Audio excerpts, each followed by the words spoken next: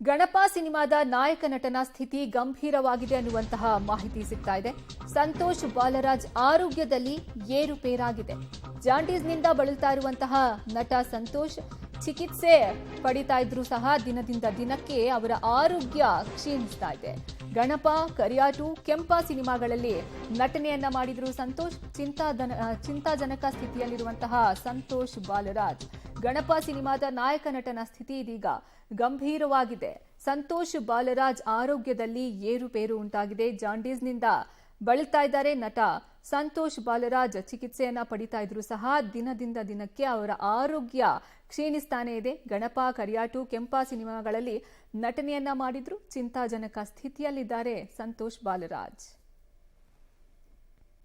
ಈ ಬಗ್ಗೆ ಹೆಚ್ಚಿನ ಮಾಹಿತಿ ನೀಡ್ತಾರೆ ನಮ್ಮ ಪ್ರತಿನಿಧಿ ಧನು ಯಲಗಚ್. ದೂರವಾಣಿ ಸಂಪರ್ಕದಲ್ಲಿ ಜಾಯ್ನ್ ಆಗ್ತಿದ್ದಾರೆ.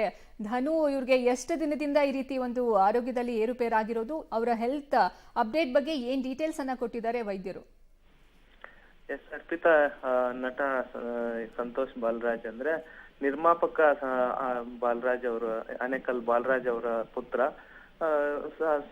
4-5 ಸಿನಿಮಾಗಳನ್ನ ಮಾಡಿರ್ತಕ್ಕಂಥದ್ದು. ಈಗ ಸತ್ಯ ಸಿನಿಮಾದಲ್ಲಿ ಕೂಡ ತೊಡಗಿಕೊಂಡಿದ್ರು. ಅದಿನ್ನು ಸಿನಿಮಾ ಕೂಡ ರಿಲೀಸ್ ಆಗಿಲ್ಲ. ಆದ್ರೆ ಕಳೆದ ತಿಂಗಳು ಜಾಂಡೀಸ್ ಕಾಯಿಲೆಗೆ ತುತ್ತಾಗಿರ್ತಕ್ಕಂಥದ್ದು. ಆ ಸಂದರ್ಭದಲ್ಲಿ ಚಿಕಿತ್ಸೆಯನ್ನ ತೆಗೆದುಕೊಂಡು ಗುಣಮುಖರಾಗಿದ್ರು. ಆದ್ರೆ ಮೊನ್ನೆ ಅಷ್ಟೇ ಮತ್ತೆ ಅವರು ಆರೋಗ್ಯದಲ್ಲಿ ಏರುಪೇರಾಗಿರ್ತಕ್ಕಂಥದ್ದು. ಹೀಗಾಗಿ ಕುಮಾರಸ್ವಾಮಿ ಲೇಔಟ್ನ ಸಾಗರ್ ಅಪೋಲೋ ಆಸ್ಪತ್ರೆಗೆ ದಾಖಲಾಗಿ ಚಿಕಿತ್ಸೆ ಪಡಿತಾ ಇದ್ದಾರೆ. ಆದ್ರೆ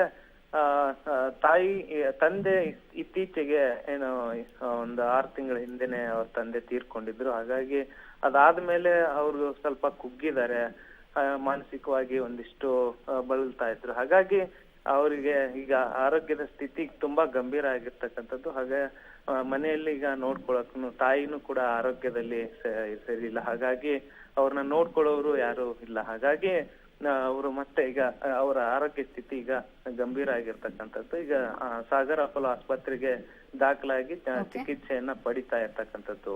ಅರ್ಪಿತಾ, ಧನ್ಯವಾದ ಧನು ನಿಮ್ಮೆಲ್ಲ ಮಾಹಿತಿಗಾಗಿ.